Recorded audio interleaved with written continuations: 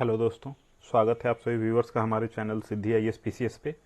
BPSC mains preparation series में अभी science and take पे हम लोग काम कर रहे हैं। उसी सीरीज में आज हम लोग जो टॉपिक देखने वाले हैं ब्लॉकचेन, क्रिप्टो करेंसी और जो इंडिया ने अभी हाल ही में लॉन्च किया है ई रूपी। ये तीन पोर्शन हम लोग आज देखेंगे। तो पहला जानते हैं कि ब्लॉकचेन टेक्नोलॉजी ये क्या होता है। ब्लॉकचेन, इसमें दो टर्म है, ब्लॉक और चेन। तो चेन से आप समझ रहे हैं कि एक सीरीज में कुछ चीजें जुड़ी रहेंगी, तो वो एक चेन है। और ब्लॉक इस तरीके से कि वो इरिवर्सिबल होता है, क्योंकि पिछला जो भी डाटा हमारे पास निकल के आने वाला है, पिछला जो निकल के आया है और जो आगे निकल के आने वाला है, उसका उसके साथ में लिंकेज इस तरीके का होता है कि वो चेंज इरिवर्सिबल है। तो इसको नाम दिया गया है ब्लॉकचेन टेक्नोलॉजी। ये एक तरीके का लेजर बेस्ड सिस्टम है। लेजर मतलब खाता बही टाइप का।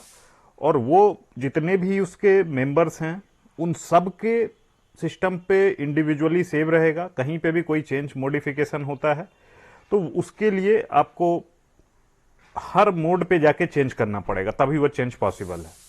तो इस वजह से आप इसको हर मॉड्यूल पे ले जाके चेंज कर पाना सक्षम है नहीं। सो एक अलग लेवल का सिक्योरिटी देता है ये। इसी वजह से इसको payment, cyber security, health care, इन सारे सेक्टर्स में यूज किया जा रहा है। और ये जो इंफॉर्मेशन होगा ये स्टोर होता है on A shared node of computer network, वहां पे स्टोरिंग होगा। और इसी टेक्नोलॉजी का यूज करके अभी सबसे जो मोस्ट इंपॉर्टेंट चीज निकल के आया है वो है बिटकॉइन, क्रिप्टो करेंसी सिस्टम। उसके पीछे का जो डिसेंट्रलाइज और सिक्योर ट्रांजैक्शन रखने का जो तरीका है, मैकेनिज्म है, वो ब्लॉकचेन है। ठीक है। अगर इसको हम लोग समझना चाहते हैं तो सिंपल सा चीज जो गूगल डॉक्स होता है, गूगल डॉक्स में क्या है, अगर आप कोई फाइल शेयर करते हैं तो वो मल्टीपल लोगों के साथ में एक साथ में शेयर किया जा सकता है। और मल्टीपल लेवल पे उसको सब लोग एडिट कर सकते हैं, अगर उसको एडिट का परमिशन दे दिया जाता है तो एक का एंट्री दूसरे के एंट्री को प्रभावित नहीं करता है। तो इसी टाइप का चीज यहां पे होता है। बस अंतर ये हो जाता है कि यहां पे अगर कोई भी हम लोगों को चेंज करना है तो सिर्फ जो है ऑथोराइज्ड लेवल ऑफ सिक्योरिटी है वो अगर कंप्लीट होगा, सारे जो पार्टिसिपेंट हैं सब एग्री कर रहे हैं, तब आप वहां पे चेंज कुछ कर पाने में सक्षम रहेंगे। अदरवाइज वहां पे आप इसको चेंज ला पाने में आप नहीं कर सकते हैं, इस चीज को, चेंज को नहीं दिखा सकते हैं ब्लॉकचेन टेक्नोलॉजी में।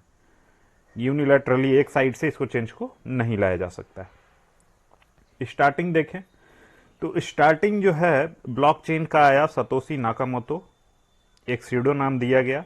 जो बिटकॉइन के जनक थे उनको एक सीडो नाम दिया गया। वो असल में कोई आदमी है कि नहीं है कोई किसी को नहीं पता है। एक सीडो नाम दिया गया था, उसके हिसाब से ये चीज चला था। और सीडो नाम देने के पीछे का कारण को समझते हैं कि अगर मान लीजिए वो आदमी अगर अपना आइडेंटिटी रिवील कर देता है तो उस पर कितनी ज्यादा संभावना होगी बाकी लोगों के अटैक करने की। बाकी लोग उसको सारा उसका जो बिटकॉइन है उसको हैम्पर कर लेना चाहेंगे। वहां से अगर पासवर्ड मिल जाता है तो सब कुछ वहां से खत्म हो जाएगा, उसके पास से उठाया जा सकता था। तो इसी चीज को रोकने के लिए एक सीडो नाम दिया गया था, सतोशी नाकामोतो, अपना खुद के सेफ्टी के लिए। तो 2008 में आपका बिटकॉइन आ गया। 2009 में जो है पहला बिटकॉइन का सक्सेसफुल ट्रांजैक्शन वो हुआ हैल फिने, जो कंप्यूटर साइंटिस्ट थे, और जो सतोशी नाकामोतो, इनके बीच में। मात्र एक साल में जो इसका बिटकॉइन का मार्केट कैप था $1 मिलियन तक पहुंच गया। 2015 की बात करें तो नेस्डेक और सैन फ्रांसिस्को, इनकी ब्लॉकचेन की एक कंपनी थी जिन्होंने इसको प्राइवेट ट्रेडिंग शेयर में यूज करने के लिए टेस्टिंग किया। 2016 में आईबीएम ने एक अपना ब्लॉकचेन स्ट्रेटजी अनाउंस किया। गवर्नमेंट ऑफ जापान ने 2016 में ही इस टेक्नोलॉजी को लेजिटिमेट माना और क्रिप्टो करेंसी को भी लेजिटिमेसी वहां से वो लोग रिकॉग्नाइज उसको कर रहे हैं। 2017 में दुबई ने बोला कि हम लोग पूरा का पूरा 2020 तक ब्लॉकचेन पावर्ड सिटी हम लोग बनेंगे। 18 में फेसबुक बोला था कि हम लोग अपना खुद का एक ब्लॉकचेन ग्रुप बनाएंगे और खुद का एक क्रिप्टो करेंसी भी, लिब्रा नाम से अभी लॉन्च किया गया था, तो वो खुद का एक क्रिप्टो करेंसी भी, उस पर भी बात कर रहे थे। इसी डायरेक्शन में आईबीएम बात कर रही थी। 2019 में पब्लिकली जो है चाइना ने इसको बोला था कि खुद का वो क्रिप्टो करेंसी पे काम कर रहे हैं। ट्विटर के द्वारा भी इस दिशा में काम किया गया। 2020 में बहामास जो पहला कंट्री बना जिसने अपना खुद का central bank digital currency launch किया, जिसको कि नाम दिया सैंड डॉलर। तो खुद का अपना करेंसी लॉन्च करने वाला पहला कंट्री, ठीक है। प्लस साथ में जो ब्लॉकचेन था, इसका यूटिलिटी कोविड के दौरान में भी पता चला कि लोगों का जो मेडिकल रिसर्च डाटा है उसको स्टोर करने में, पेशेंट इंफॉर्मेशन को स्टोर करने में इसका यूज देखने को मिला था। 2021 में जो है इसका मार्केट वैल्यू 1 ट्रिलियन सरपास कर गया था। तो देख सकते हैं मात्र 10 साल में 1 मिलियन से 1 ट्रिलियन तक ये चीज पहुंच गया। एल सल्वाडोर पहली कंट्री बनी जिसने कि बिटकॉइन को लीगल टेंडर के तौर पे अपनाया। उसके बाद फिर जो टेस्ला था, टेस्ला ने भी बिटकॉइन के फॉर्म में पेमेंट लेना शुरू कर दिया। 2022 में गूगल ने अपना कस्टमर सपोर्ट के लिए ब्लॉकचेन बेस्ड प्लेटफॉर्म प्रोवाइड किया है। तो ये जो डेवलपमेंट था वो चीज हम लोगों ने देखा। अब देखें कि ब्लॉकचेन काम कैसे करता है। तो ब्लॉकचेन जैसे यहां पहला अगर स्टेज देखें, तो अगर मान लीजिए किसी ने रिक्वेस्ट भेजा कि ये ट्रांजैक्शन हमको करना है, तो ये ट्रांजैक्शन जाएगा और ये पी टू पी नेटवर्क जिसमें कि सारे कंप्यूटर्स और नोड्स होंगे, वो सारे कंप्यूटर के पास जाएगा, वहां वैलिडेट होगा। वैलिडेशन का मतलब वो चीज को, ट्रांजैक्शन को हर जो यूजर है उसको ऑथोराइज करेगा। उस ऑथोराइजेशन के बाद फिर एक एक्स्ट्रा जो नोड है जो इंफॉर्मेशन का, जो हम लोग ट्रांजैक्शन का है, वो ट्रांजैक्शन जो ये पिंक कलर में दिख रहा है नीचे वाले डायग्राम में, वहां पे एक एक्स्ट्रा पिंक बॉक्स ऐड हो गया है। तो वही एक जो प्री एग्जिस्टिंग पहले से चला आ रहा था वो लेजर है, उसी लेजर में एक और चेन ऐड हो गया। तो इसी की वजह से इसका नाम है ब्लॉकचेन, ठीक है। तो validation is the most important part here. Validation के बाद ही उसमें कोई नया ब्लॉक ऑफ डाटा ऐड किया जा सकता है। तो ये मैकेनिज्म है ब्लॉकचेन टेक्नोलॉजी के काम करने का।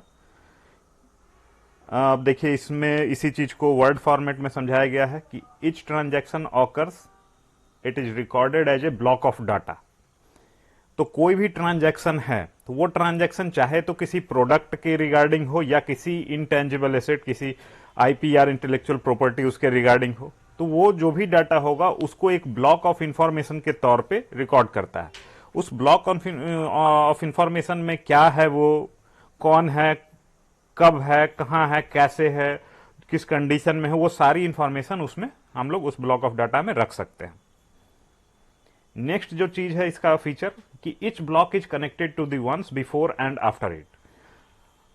तो जो ब्लॉक जनरेट होने वाला है उसमें जस्ट उसके पीछे वाले का इंफॉर्मेशन रहेगा। तो उसके जस्ट पीछे का जो इंफॉर्मेशन रहेगा तो उससे लिंकेज दिख जाता है। तो वो लिंकेज जो है आगे के ब्लॉक्स में फिर अगर कोई अगला ब्लॉक जनरेट होता है तो उस ब्लॉक में जस्ट उसके पीछे वाले का इंफॉर्मेशन होगा। तो उससे क्या है कि लिंकेज डायरेक्टली वहां पे दिखता जाएगा कि, और उस लिंकेज को हम लोग ऑथराइज भी कर सकते हैं, उससे वेरीफाई भी कर सकते हैं। अगर वो सही नहीं है, मतलब कि उस चेन का पार्ट नहीं है वो ब्लॉक। नेक्स्ट है कि आपका ट्रांजैक्शन जो है are blocked together in an irreversible chain. तो जो लिंकेज होगा जो प्रीवियस वाले से मैच करेगा उसके बाद ही वो उसमें अटैच होता है, उसके आगे हम लोग अटैच नहीं कर सकते हैं। तो उसी चेन फॉर्मेट में वो चीज आगे रहेगा और वो इरिवर्सिबल इन नेचर है, आप पीछे नहीं जा सकते हैं। पीछे नहीं जा सकते मतलब क्या कि ट्रांजैक्शन को बीच में, कोई चेन के बीच में दूसरा नोड हम लोग नहीं घुसा के वहां पे दिखा सकते हैं। अगर आपको पीछे जाना है, पीछे बैक ट्रैकिंग में आप देखने के लिए जा सकते हैं, लेकिन कोई अल्टरेशन करना है तो वो पॉसिबल नहीं है वहां पे। बेनिफिट के तौर पे देखें कि इसका फायदा क्या होगा। तो फायदा आपका सबसे पहला तो चीज है ट्रांसपेरेंसी। पूरा जो सिस्टम है डिस्ट्रीब्यूटेड लेजर बेस्ड सिस्टम में है और हर सिस्टम पे एक एक कॉपी है उसका, तो कहीं पे भी अल्टरेशन लेके आएंगे तो वो बिल्कुल क्लियर रहेगा। प्लस साथ में ट्रांजैक्शन हिस्ट्री वो अपडेट हो जाता है उसके हिसाब से रिकॉर्ड, तो बिल्कुल ट्रांसपेरेंट सिस्टम है। नेक्स्ट आपका सिक्योरिटी का। सिक्योरिटी वाला क्या बात है कि इसमें हम लोग तभी कोई अल्टरेशन कर सकते हैं जब किसी ब्लॉकचेन नेटवर्क पे कंसेंसस हो, सभी लोगों में आपसी सहमति हो कि हाँ इसको चेंज करना है, तब इसमें चेंज होगा। उसके अलावा बाकी जो डाटा होता है वो भी इंक्रिप्टेड होता है। इंक्रिप्टेड इन द सेंस कि उसको हाइड किया जाता है किसी स्पेसिफिक कंप्यूटर एल्गोरिदम के तहत में। नेक्स्ट इसका इफिशियंसी देख लेते हैं। कि ये सिस्टम जो है बिना किसी थर्ड पार्टी मेडिएशन के होता है, कोई पेपर वर्क नहीं होता है, तो इस वजह से इसमें इफिशियंसी ज़्यादा होती है, ज़्यादा इफिशियंट होता है, ज़्यादा ये फास्टर काम करता है। ट्रेसेबिलिटी, कि अगर कोई ट्रांजैक्शन हो रहा है हम लोग वापस जा करके उसके ट्रेस कर सकते हैं कि कहाँ से क्या चीज़ें हुई है, तो उससे ऑथेंटिक है कि नहीं, कोई फ्रॉड तो है उसको हम लोग रोक सकते हैं, ऑथेंटिसिटी चेक करने में इसको यूज कर सकते हैं। ऑडिटेबिलिटी, चूंकि हर ट्रांजैक्शन का एक ऑडिट ट्रेल रहता है, उसके पीछे अब जाके हम लोग देख सकते हैं कि क्या चीज़ें हुई हैं, किस डायरेक्शन में चीज़ आई है, तो वो ऑडिटेबल है चीज़। नेक्स्ट आपका कॉस्ट रिडक्शन, कॉस्ट कैसे, आपका कोई थर्ड पार्टी नहीं है, कोई मिडिल मैन नहीं है, तो उसकी वजह से आपका कॉस्ट अपने आप ही नीचे हो जाता है, कोई डॉक्यूमेंटेशन की स्पेसिफिक कोई आवश्यकता नहीं है, तो ये आपका कॉस्ट रिडक्शन में सहयोग कर देगा। तो ये आपका बेनिफिट्स ऑफ ब्लॉकचेन में आ गया। नेक्स्ट आ जाते हैं इसका ड्रॉबैक, क्या प्रॉब्लम है। तो पहला प्रॉब्लम है स्केलेबिलिटी। चूंकि जो ब्लॉकचेन का एप्लीकेशन है बिटकॉइन, ये बहुत ही ज्यादा फेमस हो गया है, लेकिन इसका एक अगर प्रॉब्लम देखें तो बिटकॉइन में सिर्फ 7 ट्रांजैक्शन हो सकते हैं पर सेकेंड, जबकि वही वीजा है तो वहां पे 56,000 ट्रांजैक्शन हो रहा है। तो अगर मान लीजिए उस लेवल पे चीज चला जाता है कि हर कोई बिटकॉइन को अडॉप्ट कर लेता है, तो 7 ट्रांजैक्शन पर second is very slow in that respect. तो इसको बड़े स्केल पे लाना बहुत ही ज्यादा आवश्यक होगा। नेक्स्ट इसका स्टोरेज की आवश्यकता देखें कि चूंकि नेटवर्क के हर नोड पे इसको स्टोर किया जा रहा है, तो इसमें जो कंप्यूटर स्टोरेज की आवश्यकता है वो काफी ज्यादा हो जाती है। फॉर एग्जाम्पल देख लें कि अगर इथेरियम है, इथेरियम ब्लॉकचेन है, उसका जो डाटा रिक्वायरमेंट है, स्टोरिंग रिक्वायरमेंट है, वो 55 जीबी पर ईयर के हिसाब से लगातार बढ़ता चला जा रहा है 2017 में, जो कि अभी 180 जीबी तक पहुंच चुका है। नेक्स्ट आ जाता है आपका प्राइवेसी का इश्यू। तो चूंकि मैसेज तो आपका इनक्रिप्टेड होता है और एनोनिमस होता है, लेकिन ये बात लाई करेगा कि हर जो बंदा उस नेटवर्क के नोड्स को एक्सेस कर रहा है, उस पे अगर किसी एक लेवल पे भी अगर ब्रीच हो गया तो उसको फिर इजिली आपका प्राइवेसी कॉम्प्रोमाइज हो सकता है। नेक्स्ट आपका रेगुलेशन। रेगुलेशन रिलेटेड बहुत सारे चैलेंजेस हैं, क्योंकि बहुत सारा जो फ्रॉड हो सकता है, बहुत सारे प्रॉब्लम्स उसकी वजह से आ सकते हैं। तो ये रेगुलेशन बहुत आवश्यक है। रेगुलेशन की के लिए दिक्कत है कि आपका क्रॉस बॉर्डर वाला चीज है, फिर आपका ट्रांजैक्शन है, उसमें एनोनिमिटी भी रखना है आपको, तो इसकी वजह से रेगुलेशन में कुछ चैलेंजेस हैं। आपका है नेक्स्ट जो ड्रॉबैक है वह सिक्योरिटी का। जो सतोशी नाकामोतो जी थे, उन्होंने हाईलाइट किया था 51% अटैक, ये वाला चैलेंज। अगर मान लीजिए किसी झूठ को उस नोड के 51% जो मेंबर्स हैं वो बोलते हैं कि सत्य है, तो उसको पूरा सिस्टम एज ए सत्य मान के बढ़ाएगा। तो ये अनवांटेड इन्फ्लुएंस इसमें जनरेट हो सकता है, अगर मान लीजिए कि आधे से ज्यादा आदमी आपके नोड में कॉम्प्रोमाइज हो गए हैं तो ये 51% अटैक वाला टर्म आप लोग ध्यान में रख सकते हैं। इसका एप्लीकेशन देखें तो एप्लीकेशन इसका बहुत ही ज्यादा डाइवर्स है। आपका हर क्षेत्र में लगभग ऑटोमोबाइल हो गया, government services, health care, insurance, energy, real estate, sports, entertainment, e commerce, banking, finance, supply chain, retail, हर क्षेत्र में जहां पे भी डाटाबेस रिलेटेड कुछ भी बात है तो उसको मैनेज करने की दिशा में ब्लॉकचेन एक बहुत ही प्रॉमिसिंग टेक्नोलॉजी के तौर पे ऊपर बढ़ के आ रहा है। अब इसका कुछ एग्जाम्पल देख लेते हैं। जैसे स्मार्ट कॉन्ट्रैक्ट्स बन रहे हैं। स्मार्ट कॉन्ट्रैक्ट एक तरीके का कंप्यूटर कोड है जिसको कि हम लोग ब्लॉकचेन के ऊपर ही बनाते हैं, और जो ब्लॉकचेन टेक्नोलॉजी है वो हम लोग कॉन्ट्रैक्ट को बनाने में, उसको वेरीफाई करने में, उसको नेगोशिएट करने में, ताकि वो फाइनल कॉन्ट्रैक्ट एग्रीमेंट जो बनेगा उसमें हम लोग अप्लाई करते हैं। स्मार्ट कॉन्ट्रैक्ट का एक स्पेसिफिक कंडीशन है, ये कंडीशन अगर फुलफिल होगा तो और उस पे सारे यूजर्स एग्री करेंगे तो वो स्मार्ट कॉन्ट्रैक्ट अपने आप इनफोर्स में आ जाएगा। ठीक है। नेक्स्ट है आपका पर्सनल आइडेंटिफिकेशन। हर व्यक्ति के जीवन में उसका birth certificate, death certificate, marriage certificate, passport, census data, बहुत सारा अमाउंट, बहुत सारा डाटा होता है। तो ये सारे डाटा को एक जगह पे स्ट्रीमलाइन करने में जो ब्लॉकचेन टेक्नोलॉजी है बहुत ही इफेक्टिव रोल प्ले कर सकती है। अगला आपका करप्शन को टैकल करने में। अब चूंकि यहां पे जो ट्रांजैक्शन एक बार आ जाता है उसमें जाके वापस से एडिट करना वो मुश्किल है, अगर कोई एडिट किया भी जा रहा है तो उसको भी ऑडिट के मैकेनिज्म में पकड़ा जा सकता है। तो ये पब्लिक प्रोक्योरमेंट को और भी ज्यादा ट्रांसपेरेंट बनाने में सहयोग कर सकता है। अगला क्या है, रेड टेपिज्म, लाल फीताशाही, उसको कम करने में सहयोग कर सकता है ये। जैसे मान लीजिए कोई भी गवर्नमेंट एजेंसी है, वहां पे काम कर रही हैं, तो डिफरेंट डिफरेंट एजेंसीज हैं, आपस में उनका बहुत सारा डॉक्यूमेंटेशन होता है, चीजें होती हैं जो कि डुप्लीकेसी को बढ़ाती है। एक ही चीज को कोई दूसरे तरीके से लिख रहा है, कोई विभाग दूसरे तरीके से लिख रहा है। तो अगर मान लीजिए कि एक सिंगल प्लेटफॉर्म दिया जाए जिसमें कि जो भी इंफॉर्मेशन दिया जाए वो एक फॉर्मेट में आ जाए, तो ये रोल हमारा ब्लॉकचेन कर सकता है और वहां से सारे विभाग अपना डाटा जो भी उनको जरूरत है वहां से फेच कर सकते हैं।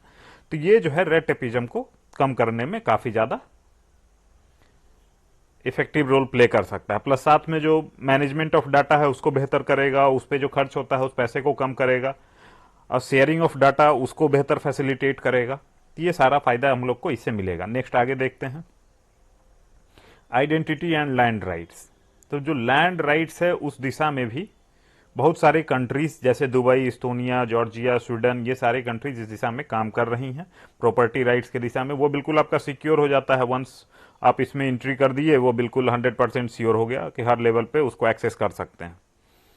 अगला आपका एग्रीकल्चर की दिशा में। तो एग्रीकल्चर में जो फूड डिस्ट्रीब्यूशन है या फिर सब्सिडी है, फर्टिलाइजर सब्सिडी, तो किसी भी तरीके का अगर हम लोग को ये सुविधा प्रोवाइड करा रहे हैं तो उसमें हम लोग ब्लॉकचेन को ला सकते हैं, जिससे कि जो पेमेंट होगा वो फास्टर होगा और जो सेटलमेंट है वो बेहतर होगा। हेल्थ फील्ड में देखें तो डिजिटल हेल्थ रिकॉर्ड को मेंटेनेंस में हम लोग ब्लॉकचेन टेक्नोलॉजी को देख सकते हैं। फिर फार्मास्यूटिकल सप्लाई चेन, जो दवाई है, वैक्सीन का सप्लाई चेन, उसको हम लोग बेहतर कर सकते हैं ब्लॉकचेन की मदद से। गवर्नेंस एंड डेमोक्रेसी, इसमें अभी आ रहा है एक चीज, बैलेट चेन। इसमें हम लोग इलेक्शन सिक्योरली करा सकते हैं, वोटिंग आपका एनोनिमस होगा और जो पार्टिसिपेंट्स होंगे वो किसी भी टाइम पे अपने एंट्री को वेरीफाई कर सकते हैं। ठीक है, तो ये सारा फायदा हम लोग को निकल के आता है। अगला है आपका इन्वायरमेंटल प्रोटेक्शन। तो इन्वायरमेंट प्रोटेक्शन की दिशा में भी जो प्रोडक्ट होगा उसका मूवमेंट अगर बेहतर हो जाता है, उसमें हमारा जो ट्रांसपोर्टेशन कॉस्ट है उसको कम करने में मदद कर सकता है, सप्लाई चेन को बेहतर कर सकता है, जिससे कि इन्वायरमेंट हमारा बेहतर प्रोटेक्ट होगा। फिर आपका फिलैंथ्रोपी एंड एड, इसमें जो भी नॉन प्रॉफिट ऑर्गेनाइजेशंस हैं वहां तक अगर हम कोई भी चीज अगर ट्रांजैक्शन कराना चाहते हैं तो वो अगर क्लीन होगा, लोगों का विश्वास उसमें बढ़ेगा, तो उसमें इन्वेस्टमेंट ज्यादा आएगा।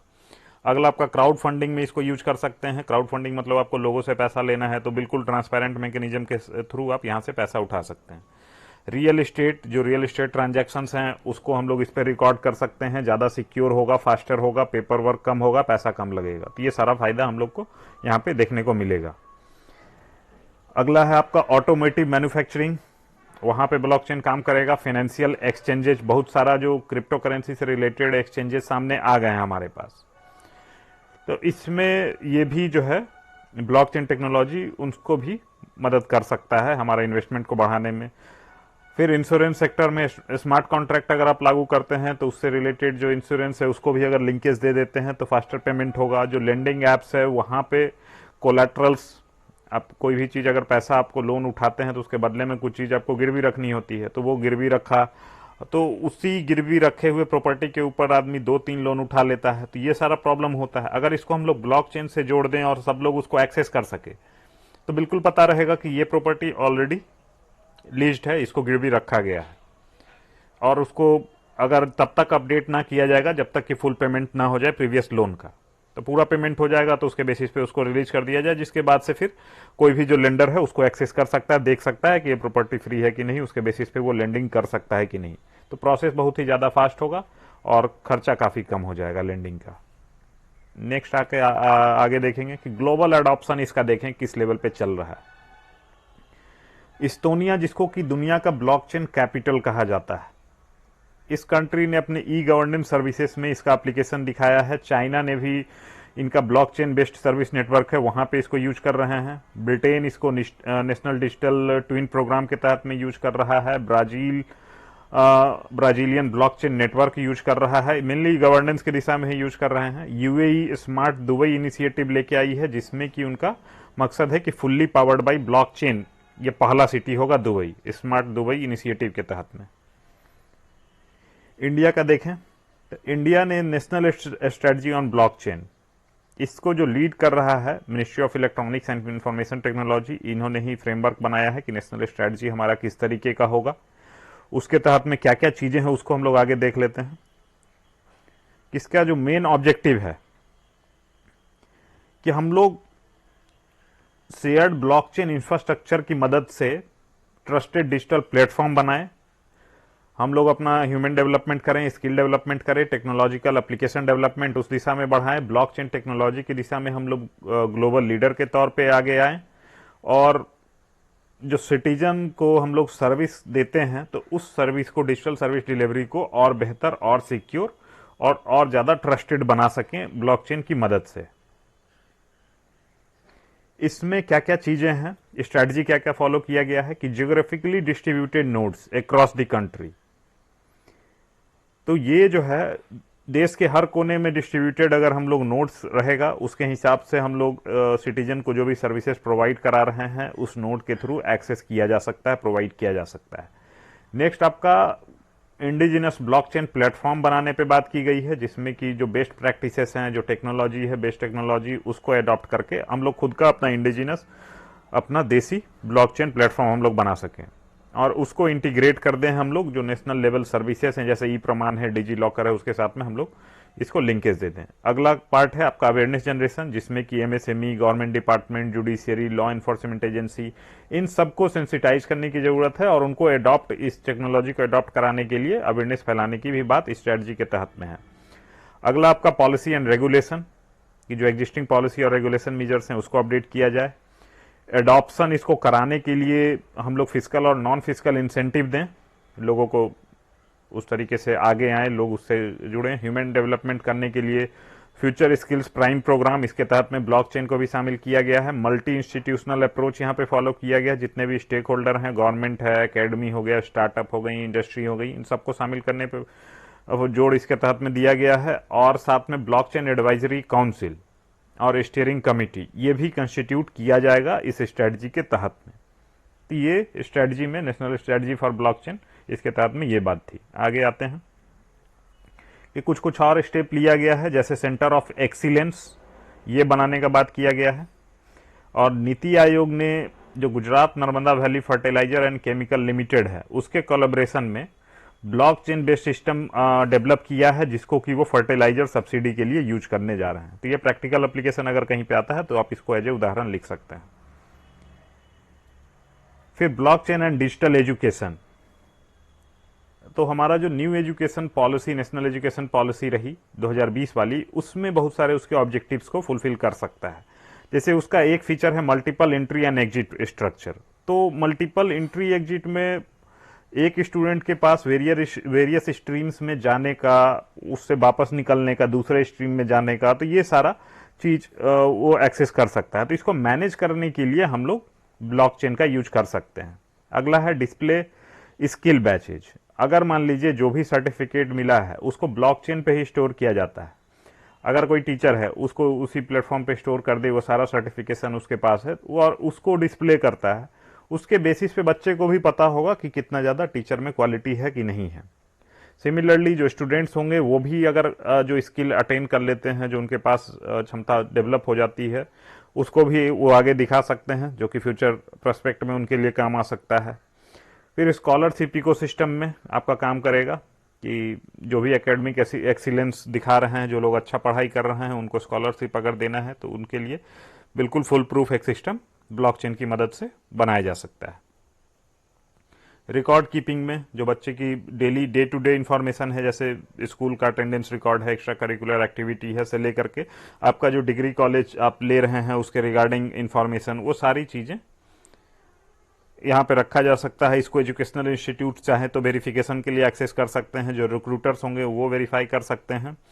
और जो फैकल्टी परफॉर्मेंस है वो मॉनिटर किया जा सकता है इसकी मदद से। स्टूडेंट इवेल्युएशन अगर हम लोग ब्लॉकचेन के मेथड से करवाते हैं, उसके थ्रू अप्रेजल कराते हैं, तो बेहतर अकाउंटेबिलिटी मॉडल होगा। फिर लर्नर सेंट्रिक मॉडल होगा, जिसमें जो लर्नर है उसको प्राथमिकता दी जाती है कि आप जो है आप ब्लॉकचेन में अपनी जो एंट्री है वो करें, उसके साथ में बताएं क्या इन्फॉर्मेशन है उसको शेयर करें। तो ये ज़्यादा पार्टिसिपेटिव अप्रोच हम लोग को प्रोवाइड कराता है ब्लॉकचेन मेथड। ठीक है, तो ब्लॉकचेन के बारे में ये बात थी। आगे जो दूसरा टॉपिक है हमारा क्रिप्टो करेंसी है। क्रिप्टो करेंसी ब्लॉकचेन इसका बेस आधार है और उसके बेसिस पे जो एसेट है, जैसे ब्लॉकचेन में आप टेंजिबल या इंटेंजिबल कुछ भी एसेट रख देते हैं, तो यहाँ पे जो एसेट है वही एसेट इसको नाम दिया गया है क्रिप्टो करेंसी। ये एक डिजिटल करेंसी है जो कि पीछे से क्रिप्टोग्राफी से सिक्योर होता है। इसको as a medium of exchange, जैसे जो नॉर्मल रुपया होता है उसकी तरीके से मीडियम ऑफ एक्सचेंज है। अब चूंकि क्रिप्टो नाम में है तो इसको क्रिप्टोग्राफी, जो पब्लिक की क्रिप्टोग्राफी है वो इसमें यूज किया गया है। अब इसका कैरेक्टरिस्टिक देखें तो इसका कोई इंट्रिंसिक खुद का अपना वैल्यू नहीं होता है। जैसे कि मान लीजिए जो हमारा 100 का नोट है, उसका अगर कागज का देखें तो उसका कोई खुद का वैल्यू नहीं है, उस पर जो 100 लिखा है उसका ऑथोराइजेशन है, उसका वैल्यू है 100 रुपये। जैसे कि गोल्ड में होता है तो गोल्ड का खुद का भी वैल्यू है। गोल्ड अगर 1 ग्राम है तो 1 ग्राम कहीं पे भी 1 ग्राम ही रहेगा, उसका अपना वैल्यू उसके हिसाब से यूज कर सकते हैं।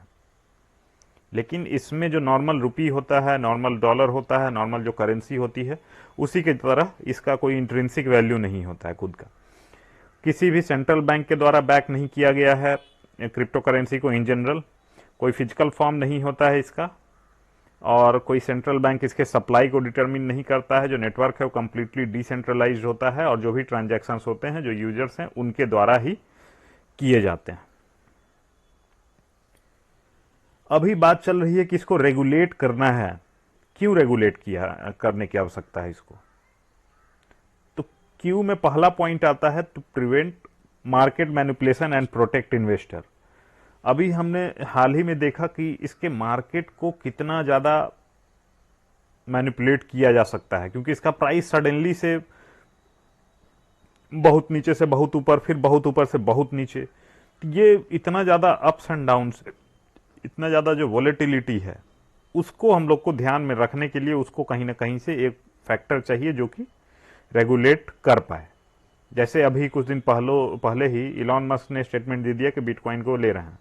उसके बाद फिर बिटकॉइन बहुत ज़्यादा चढ़ गया, फिर उन्होंने बोला कि इलॉन मस्क बोला कि बिटकॉइन नहीं ले रहे हैं, मार्केट बहुत ज़्यादा नीचे आ गया। तो कितना ईजी था इसको मैनिपुलेट करना। अगला आपका है प्रोवाइडिंग मार्केट इंफॉर्मेशन। जैसे बहुत सारे क्रिप्टो करेंसी हैं, लेकिन जो फेमस हुआ है बिटकॉइन, इथर, रिपल, डॉजकॉइन, यही सब फेमस हुआ है। इसके अलावा बाकी बहुत सारा है वर्चुअल करेंसी, लेकिन किसी के बारे में कोई जानकारी नहीं है। तो अगर मान लीजिए रेगुलेशन होगा, सारा एक कोई एजेंसी है जो उसको रेगुलेट करता रहेगा, तो उसके रिगार्डिंग भी तो इन्फॉर्मेशन फैलाएगा वो, तो इसमें भी ये बेहतर कर सकता है। अगला है आपका understanding risk associated with technology. अब चूंकि जो ब्लॉकचेन टेक्नोलॉजी है ये अपने आप में ही नया टेक्नोलॉजी है, ये खुद अगर मान लीजिए कि कुछ टाइम के बाद इससे भी बेहतर कोई टेक्नोलॉजी आ जाएगा, तो टेक्नोलॉजी तो समय के साथ आता है, समय के साथ आउटडेटेड हो जाता है।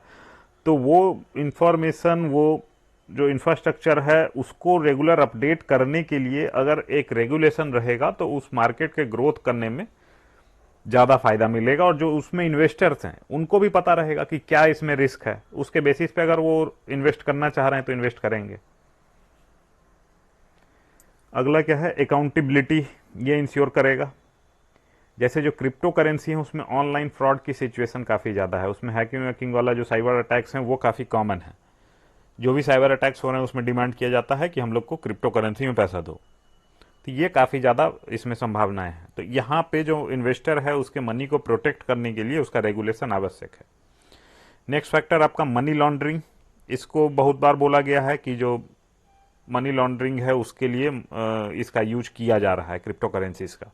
जैसे जो हमारा ईडी है उसने आइडेंटिफाई किया था कि 4,000 करोड़ रुपया उसका मनी लॉन्ड्रिंग हुआ है, काला पैसा को सफ़ेद किया गया है पिछले 1 साल में क्रिप्टो करेंसी को यूज करके।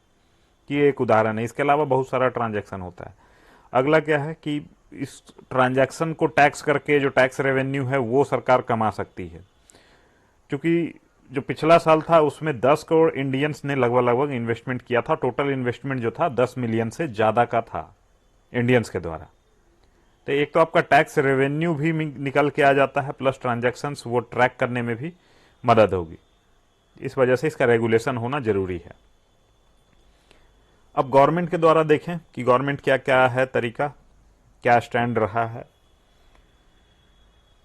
तो जो आरबीआई है वो चाहती है कि सीधा सीधा जो बाहर का जो भी क्रिप्टो करेंसी है उसको बैन किया जाए। इस पे जो है सुप्रीम कोर्ट ने इस ऑर्डर को रिवर्स भी कर दिया था। इसको जो है सुप्रीम कोर्ट ने बोला नहीं, इसको बैन करने की आवश्यकता नहीं है। इसका पूरा जर्नी को एक बार समझ लेते हैं कि 2013 में ही आरबीआई ने एक सर्कुलर जारी किया था कि इस तरीके के वर्चुअल करेंसी में आप लोग इन्वेस्ट ना करें। लेकिन फिर भी जो बैंक्स थे वो ट्रांजैक्शन कर रहे थे। 2017 में आरबीआई ने फिर से बोला इसी बात को कि वर्चुअल करेंसी में आप लोग ट्रांजैक्ट ना करें, और इसी समय पे 2 पीआईएल फाइल हुआ सुप्रीम कोर्ट में। एक में बोला गया था कि जो क्रिप्टो करेंसीज हैं उन पे बैन लगाया जाए, दूसरे में बोला था कि इनके मार्केट को रेगुलेट किया जाए। इसको देखते हुए गवर्नमेंट ने एक कमिटी बनाई, और वो कमिटी आगे जो है देखते हैं क्या उन्होंने सबमिट किया। 2018 में जो सीबीडीटी है उन्होंने एक ड्राफ्ट स्कीम सबमिट किया फाइनेंस मिनिस्ट्री को, कि ताकि वो लोगों ने बोला कि जो वर्चुअल करेंसी है इनको बैन किया जाए। ठीक 1 महीने के बाद जो है आरबीआई ने एक सर्कुलर जारी किया जिसमें बैंक्स को बोला कि आप लोग इस तरीके का जो भी वर्चुअल करेंसी एक्सचेंजेज हैं और उन इंस्टीट्यूशन से आप लोग थोड़ा दूर रहें। 2018 में फाइनेंस मिनिस्ट्री ने जो कमिटी बनाई थी उन्होंने एक ड्राफ्ट बिल प्रपोज किया। इस बिल के तहत में उन्होंने बैन रेकमेंड नहीं किया था, लेकिन 2019 में फरवरी 2019 में इसी कमिटी ने फ्रेश ड्राफ्ट बिल दिया, उसमें ब्लैंकेट बैन सजेस्ट किया। इसी के बाद मार्च 2020 इसमें सुप्रीम कोर्ट ने जो क्रिप्टो करेंसी पे बैन लगाया था उसको पूरे तरीके से बोला कि हम लोग इसको हटाते हैं, उसको रिवर्स कर लिया गया था। अगला आपका नवंबर 2021 में स्टैंडिंग कमेटी और फाइनेंस ये जो है जो क्रिप्टो एक्सचेंजेस के रिप्रेजेंटेटिव हैं उनसे मिली, जिसको कि नाम भी दिया गया है blockchain and crypto asset council. और उसके बाद फिर ये बाद में इस कंक्लूजन तक पहुंचे कि क्रिप्टो करेंसी को बैन करना नहीं है, इसको रेगुलेट करना है। इसी के जस्ट बाद जो है हमारे मोदी जी उन्होंने भी यही इंडिकेशन दिया कि इसको जो है रेगुलेट करना है, हम लोग को बैन नहीं करेंगे। लेकिन जो आरबीआई है वो हमेशा से ही इसके अगेंस्ट में बात करता रहा है। आरबीआई ने कई बार बोला है कि ये जो macro economic and financial stability है उस दिशा से अगर सोचा जाए तो क्रिप्टो करेंसी हमारे लिए एक बड़ा खतरा बन सकता है। एक बिल भी लाया गया था, crypto currency and regulation of official digital currency bill introduce किया गया था विंटर सेशन में, लेकिन अभी पड़ा हुआ है, अभी उस पर कुछ ज्यादा हुआ नहीं है। अभी देखें करंट चैलेंज। तो जो रेगुलेशन है उस रेगुलेशन किस टाइप का हो। तो जो क्रिप्टो करेंसी से जुड़ी हुई जो इंडस्ट्रीज हैं वो बोल रही हैं कि सेल्फ रेगुलेशन दो हमको, हम लोग खुद से अपना रेगुलेशन कर लेंगे। आरबीआई चाह रहा है कंप्लीट बैन हो। जो गवर्नमेंट है वो चाह रहा है कि हम लोग अपना रेगुलेशन प्रोवाइड करा दे, गवर्नमेंट एजेंसी उसको रेगुलेट करे। तो ये यहां पे डाइवर्जेंस चल रहा है। अब इसको रेगुलेट किया जाना चाहिए कि नहीं किया चाहिए, उस पर तो हम लोगों ने बाद में आगे भी देखा है कि जैसे इसका मिस यूज हो सकता है हवाला टाइप का ट्रांजैक्शन में, या फिर जो है क्रॉस बॉर्डर अगर चीजें हैं तो उसमें इसका यूज किया जा सकता है इंटरनेट बेस्ड सर्विसेज को। बाकी बाहर भी ट्रांजैक्शन की दिशा में उसको कर सकते हैं। अब ये करेंसी है कि कमोडिटी है वो भी एक मिसनोमर चल रहा है उसमें।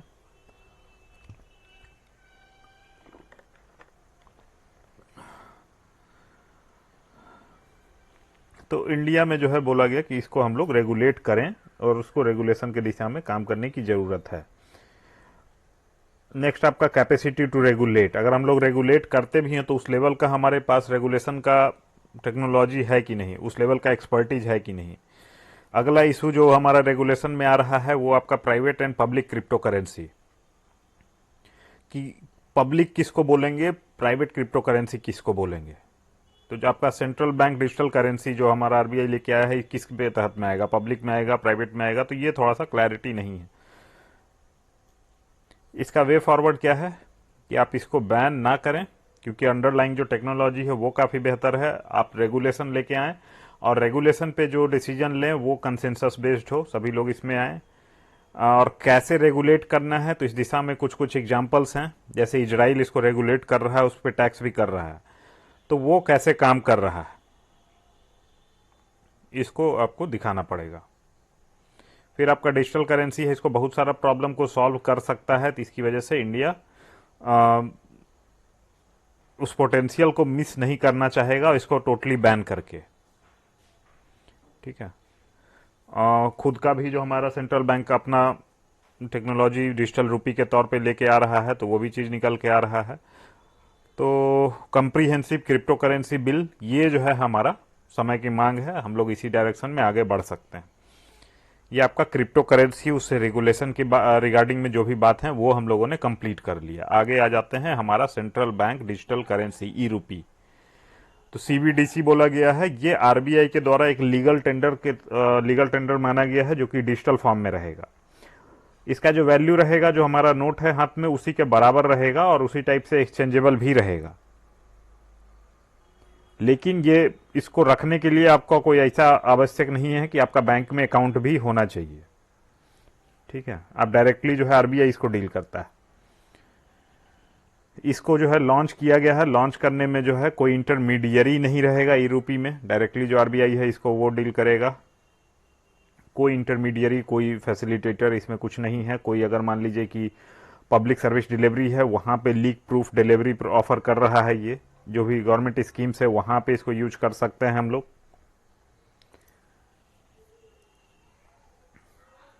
क्यों अब इसको जरूरत थी सीबीडीसी डेवलप करने की, तो क्यों वाला जो सवाल है उसमें आ जाता है कि जैसे बिटकॉइन, इथेरियम, ये सब जो है, जो हमारा रेगुलर करेंसी है, उसके रिगार्डिंग में चैलेंज के तौर पे उभर के आया है। अब इसकी वजह से, जो डिजिटल करेंसी की वजह से, हर कंट्री चाह रहा है कि मेरा खुद का डिजिटल करेंसी हो जाए, ताकि जो बाहर का हम लोग को डिजिटल करेंसी है, जो क्रिप्टो करेंसी है, उससे कंपटीशन झेलना पड़े, उससे बेहतर है कि हम लोग खुद अपना डेवलप कर लें। जैसे 2021 का एक सर्वे है सेंट्रल बैंक जितने भी हैं सबका, उसमें यह पाया गया कि 86% सेंट्रल बैंक एक्टिवली रिसर्च कर रहे थे इस दिशा में कि अपना खुद का करेंसी बनाना है। 60% टेक्नोलॉजी के साथ एक्सपेरिमेंट कर रहे थे, जबकि 14% अपना पायलट प्रोजेक्ट खुद का डिप्लॉय कर रहे थे। इसके आने से क्या है, इंटर बैंक सेटलमेंट की जो आवश्यकता है वो खत्म हो जाएगी, और ये पूरा का पूरा सेंट्रल जो बैंक है, सेंट्रल बैंक है, उनकी अपनी लायबिलिटी होगी। जो दो बैंक के बीच में जो सेटलमेंट होता है, इंटर बैंक सेटलमेंट, वो उसकी नीड पूरे तरीके से खत्म हो जाएगी इसके आने के बाद। तो इससे फायदा क्या होगा कि अब चूंकि जो इंटरमीडियरी है वो चला गया है, तो हमारा कॉस्ट नीचे आ जाएगा, इफिशियंसी बेहतर हो जाएगा।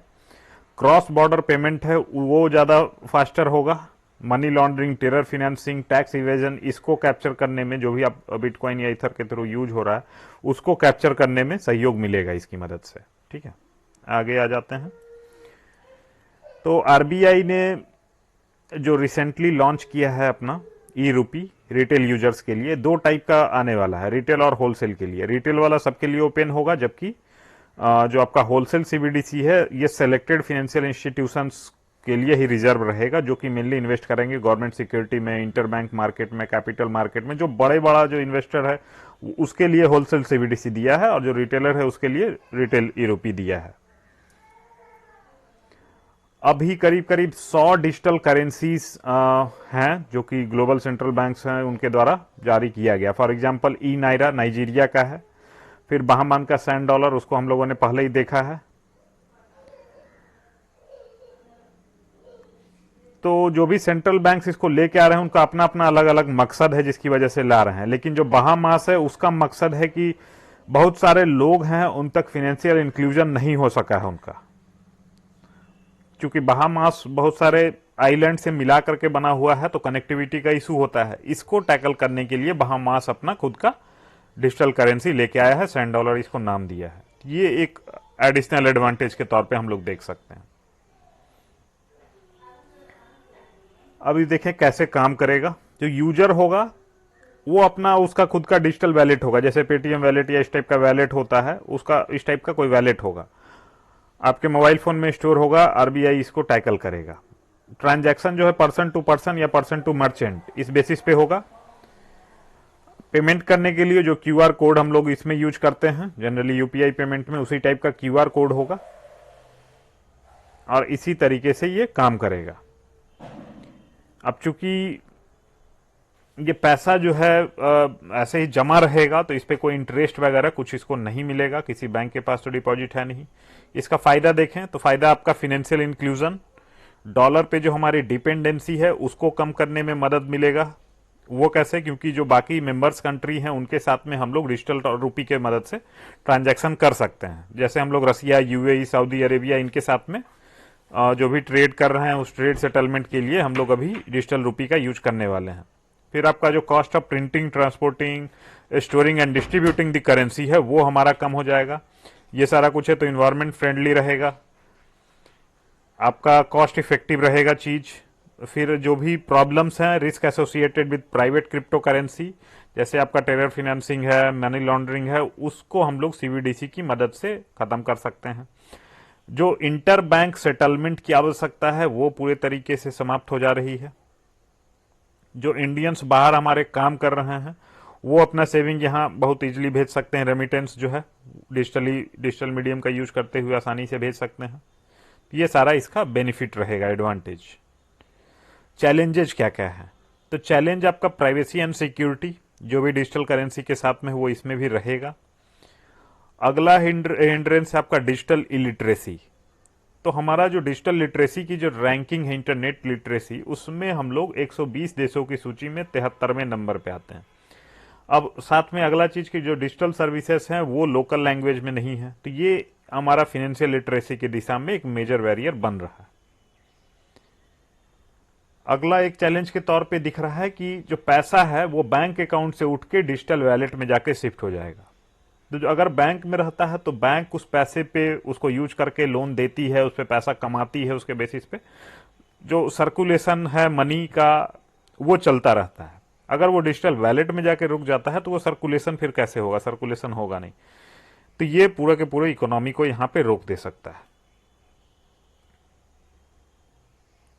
अगला है आपका ट्रेसेबिलिटी ऑफ ई रूपी। अभी जो हमारा ट्रांजैक्शन होता है वो कैश में काफी ज्यादा ट्रांजैक्शन हमारे यहां पे होता है, तो कैश के ट्रांजैक्शन कम होंगे इसकी वजह से कि नहीं होंगे, इसका एडॉप्शन उस रेट में चलेगा कि नहीं चलेगा, तो ये सारा प्रॉब्लम है कि इसको एडॉप्ट दुनिया करने वाली है कि नहीं, जो इंडिया जो बेसिक यूजर्स हैं उस दिशा में जाएंगे कि नहीं, ये एक प्रॉब्लम है जो कि आगे धीरे धीरे हम लोग को पता चलेगा जैसे हम लोग फ्यूचर में इसको लॉन्च करेंगे। तो ये टॉपिक खत्म हो गया। ई रूपी में इतना ही कुछ है। अगला एक प्रैक्टिस क्वेश्चन है। प्रैक्टिस क्वेश्चन है कि explain the working of blockchain technology and discuss areas of its application. Blockchain technology की वर्किंग को आप एक्सप्लेन कीजिए और इसका जो एप्लीकेशन है डाइवर्स एरिया में उसको आप लोग डिस्कस करें आंसर में। इस क्वेश्चन को आप अटेम्प्ट कर सकते हैं। अटेम्प्ट करके जो हमारा टेलीग्राम चैनल है उसका लिंक इस वीडियो के डिस्क्रिप्शन में डाला हुआ है, वहां पे जाके आप उस चैनल को ज्वाइन कर सकते हैं। आंसर भी लिख के वहां पे डाल सकते हैं, प्लस इस वीडियो का जो पीपीटी है ये पीपीटी आपको वहां पे इजिली अवेलेबल है, फ्रीली अवेलेबल है, वहां से आप इसको डाउनलोड कर सकते हैं। So that's all we have for today. Thank you for watching the video.